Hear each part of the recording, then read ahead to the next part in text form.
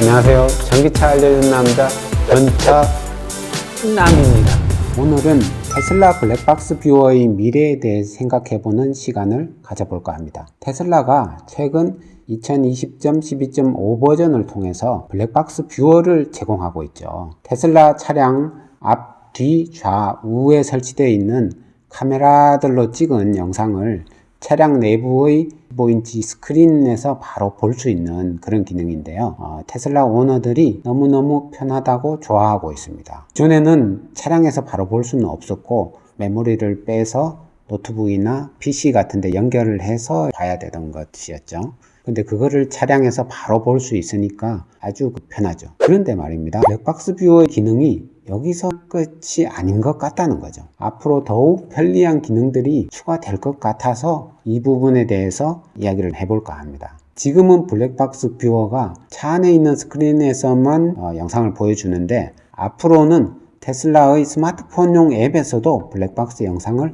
볼 수 있게 될 것 같습니다. 일단은 추측인데요. 이렇게 될 수밖에 없는 분위기가 있는 거죠. 최근에 테슬라가 영상통화와 관련된 소스 코드를 이 소프트웨어 안에 넣었다고 합니다. 그리고 테슬라는 클라우드 서비스를 준비 중인 걸로 알려져 있는데요. 이런 것들이 접합을 해가지고 결국에는 블랙박스 영상을 차량 안에 있는 스크린에서만 볼 수 있는 게 아니고 스마트폰용 앱에서도 볼 수 있게 진화할 것 같다라는 겁니다. 그리고 테슬라 같은 경우에는 프리미엄 인터넷 서비스를 하고 있는데요. 그러니까 유료 인터넷 접속 서비스죠. 이거의 핵심 기능으로 블랙박스 영상을 스마트폰용 앱에서 볼 수 있는 기능이 될 것 같다. 이런 추측이고요. 시나리오를 한번 볼까요? 제가 테슬라를 끌고 가다가 차 사고가 났고 저는 정신을 잃었어요. 이런 상황인데 제 와이프도 테슬라 앱을 깔고 있고 앱으로 사고가 난 알람 같은 걸 이렇게 받는 거죠. 블랙박스 뷰어를 통해서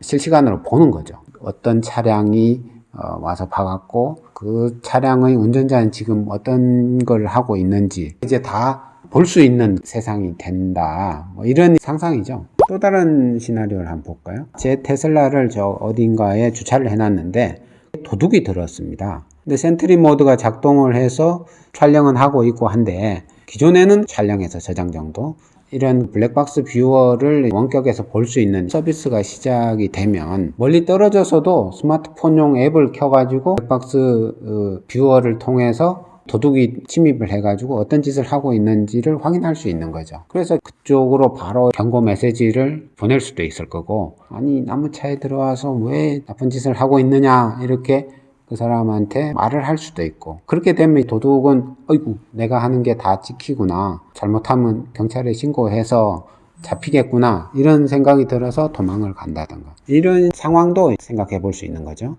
테슬라는 클라우드 서비스를 준비를 하고 있고 테슬라의 또 프리미엄 인터넷 서비스도 제공을 하고 있고요. 테슬라 모델 3 같은 경우에는 최초 1년 동안은 무료인데 1년이 지나면 미국 같은 경우에는 월 $9 정도 내면서 계속 인터넷 서비스를 이용을 하는데 근데 기존에는 사실 인터넷 서비스가 아주 꼭 필요한 건 아니었어요.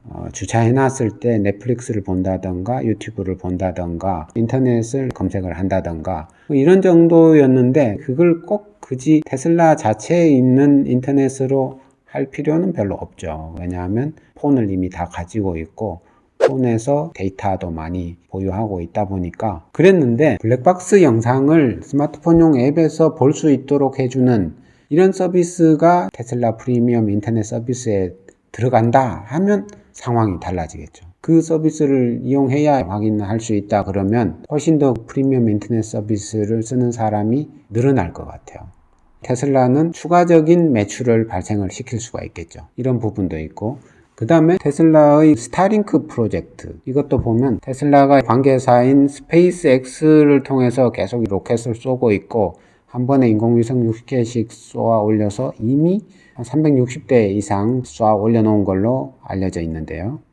그리고 테슬라 같은 경우에는 미국 연방통신위원회로부터 가입 단말기 100만 대를 대상으로 인터넷 접속 서비스를 제공할 수 있는 사업 허가도 취득을 했습니다. 그리고 지금 12,000대 정도의 인공위성을 쏴 올려서 스타링크 글로벌 위성 인터넷 서비스를 이제 시작을 하려고 하는 거고요. 그것뿐만이 아니고 4만 개 이상의 인공위성을 쏴서 전 세계 곳곳에 초고속 위성 인터넷 서비스를 제공하려고 하고 있죠. 결국 테슬라는 차만 팔아먹는 게 아니고 각종 소프트웨어나 인터넷 서비스, 부가적인 서비스들을 추가로 제공을 해서 추가 수익을 올리는 형태의 비즈니스를 하고 있습니다. 완전 자율주행, 풀 셀프 드라이빙 이것도 $7,000였는데 이번에 또 가격을 올린다고 하죠. 또 $2,000를 내면 제로 100시간을 확 또 단축시켜 준다고 하고요. 한 달에 $6 정도 내면 인터넷 접속 서비스도 제공한다. 그리고 블랙박스 영상을 이제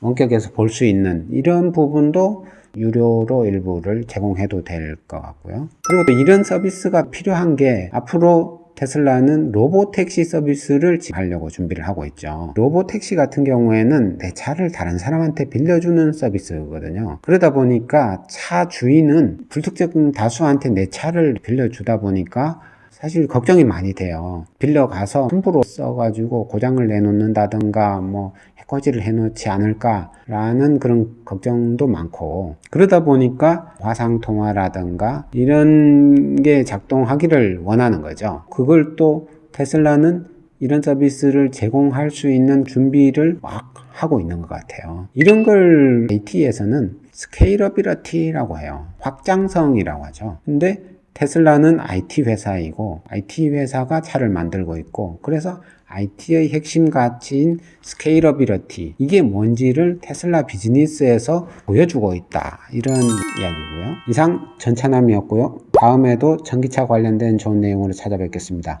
구독, 좋아요, 알람 설정 부탁드립니다. 감사합니다.